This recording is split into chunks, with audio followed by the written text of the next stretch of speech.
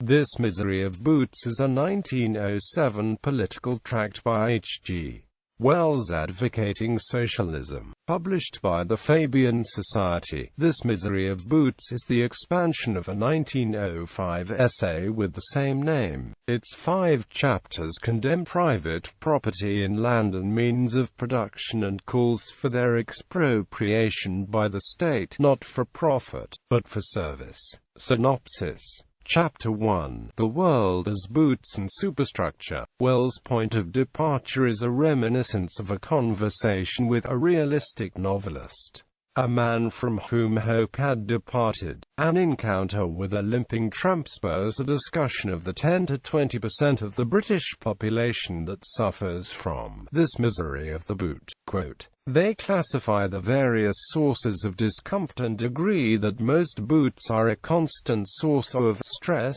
giving pain and discomfort, causing trouble, causing anxiety. Quote, but Wells' friend finds the subject too depressing to continue. It does not to think about boots, he exclaims. Chapter 2. People whose boots don't hurt them. Wells, however, disagrees. All these miseries are preventable miseries, which it lies in the power of men to cure, he proclaims, and cites another friend who has achieved prosperity and no longer endures the miseries of boots, but now suffers all the more, albeit vicariously, for the miseries of others, because he no longer believes that they are in the very nature of things. Quote, he blames the statesmen who ought to have foreseen and prevented this. Wells exhorts his readers not to be humbugged for a moment into believing that this is the dingy lot of all mankind.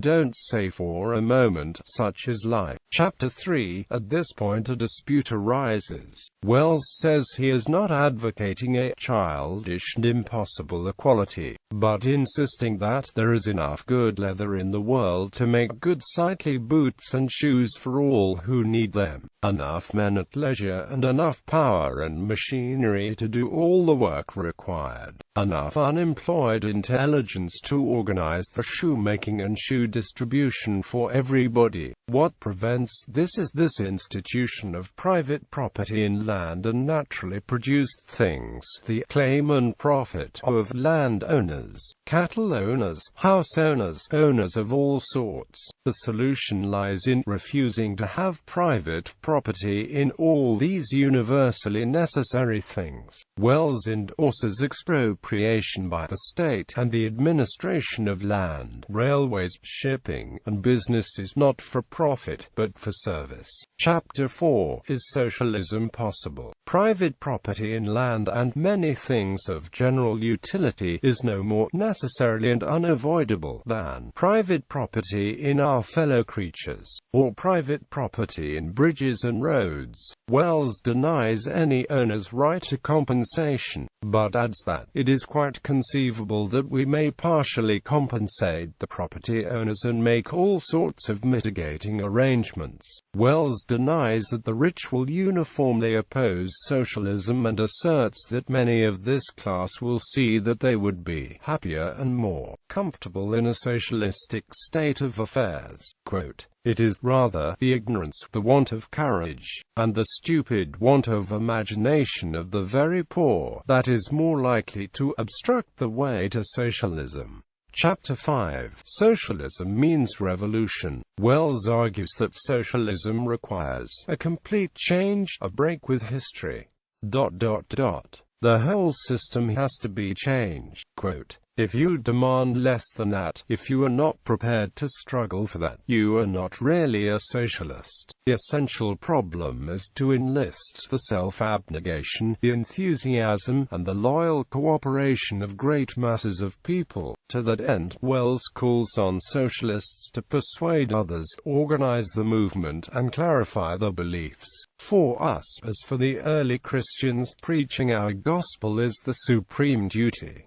His final piece of advice: cling to the simple, essential idea of socialism, which is the abolition of private property in anything but what a man has earned or made. Background: Wells had considered himself a socialist since the mid-1880s, but his socialism was one marked by a unique personal bias, and is always projected toward a world order. Quote, in 1886 to 1889, Wells had undertaken a study of the classic utopian writings of the Western tradition, and in the 1890s he integrated his socialistic beliefs with his views on evolution.